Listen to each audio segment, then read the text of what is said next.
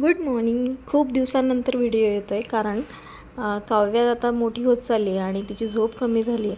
तर त्यासाठी video shoot करायला वेळ मिळत नाही आणि व्हॉईस ओव्हर करायलासुद्धा अजिबात शांतता नसते. तर त्याच्यामुळे या आधीच्या व्हिडिओमध्ये सुद्धा तुम्ही पाहिलं असेल, काव्या उठल्यानंतर खिडकीमध्ये जाते, थोडा टाईम स्पेंड करते आणि तिथून आमचा दिनक्रम चालू होतो. तर चला, असा आहे आजचा व्हिडिओ. पुढे मी गूळ शेंगदाण्याचे लाडू केले कारण थंडी सुरू होती आता. रोज सकाळी उठल्यानंतर थोडंसं धुकं जाणवतं. तर एका साईडला शेंगदाणे भाजत आहेत, एका साईडला कुरडई पापड तळते कारण खायची इच्छा होती आणि जेवणामध्ये मसाले भात करणार होते. तर त्याच्यासाठी शेंगदाणे वगैरे भाजून झालेले आहेत आणि थोडं थंड होण्यासाठी या एका बास्केटमध्ये असे ठेवलेले आहेत. आणि हे वादळ शांत आहे, त्याच्यामुळे हा सगळा मला पराक्रम करता येतो आहे.